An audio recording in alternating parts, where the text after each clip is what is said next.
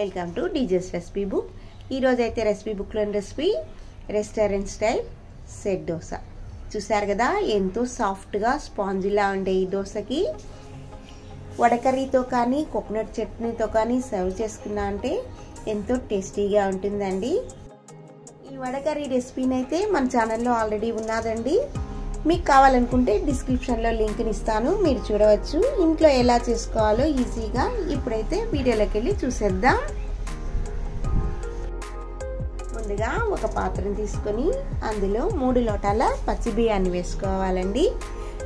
3 లోటాల పచ్చి బియ్యానికి 1 లోట మినపప్పును వేసుకోవాలి। 3:1 రేషియోలో ఈ వీటిని వేసుకోవాలండి। అలాగే 1 అర స్పూన్ మెంతులు కూడా వేసుకొని 2-3 మాటలు శుభ్రంగా వాష్ చేసుకోవాలి।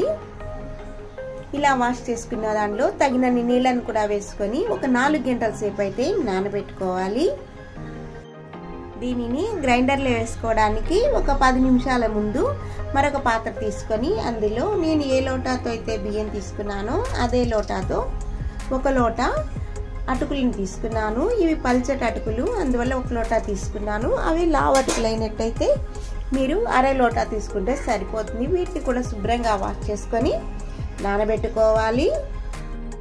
4 గంటలు అయిన తర్వాత ఒక మిక్సీ జార్ తీసుకొని మనం ముందుగా నానబెట్టుకున్నటువంటి బియ్యం మినపప్పుని కొద్దిగా వేసుకుంటూ తగినన్ని నీళ్ళని వేసి మెత్తగా రుబ్బుకోవాలి।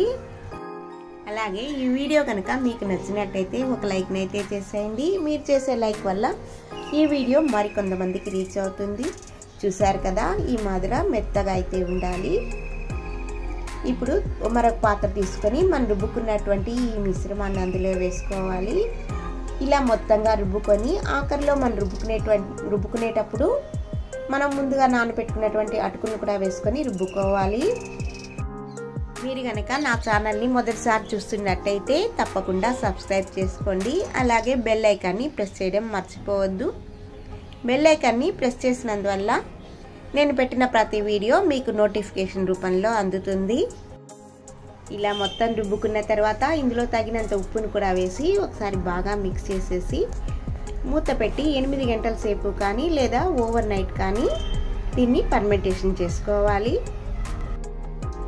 నేనైతే ఈ బ్యాటర్ని డిన్నర్ కోసం రెడీ చేస్తున్నాను కాబట్టి 8 గంటల సేపు మాత్రమే ఫర్మెంటేషన్ చేసుకున్నాను। అయినా కానీ చాలా చక్కగా పొంగింది, చూసారు కదా ఎయిర్ బబుల్స్ ఎలా వచ్చినాయో।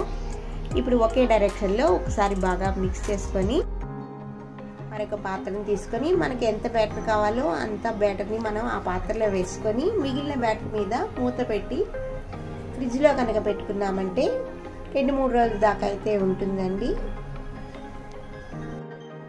అలాగే ఈ వీడియోని చివరి దాకా చూసి మీరు కూడా ఒకసారి ట్రై చేసి ఎలా వచ్చింది అనేది కామెంట్ రూపంలో తెలపండి।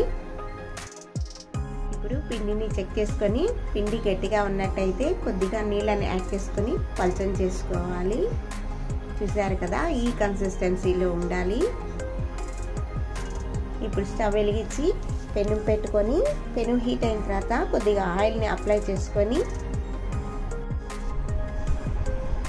ఇప్పుడు మనం రెడీ చేసుకున్నటువంటి దోశ బ్యాటర్ని వేసి కొద్దిగా స్ప్రెడ్ చేసుకోవాలండి, మరీ పలుచగా అయితే స్ప్రెడ్ చేయకూడదు।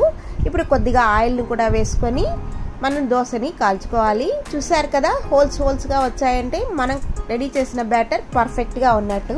మనకు కావాలనుకుంటే ఒక సైడ్ కాల్చి తీసుకోవచ్చు, లేదా 2 పక్కల కూడా కాల్చుకొని ఈ దోశని సర్వ్ చేసుకోవచ్చు। చూసారు కదా, రెస్టారెంట్కి వెళ్ళి తినేటువంటి ఈ సెట్ దోశని మన ఇంట్లో ఎంతో ఈజీగా ప్రిపేర్ చేసుకున్నాము।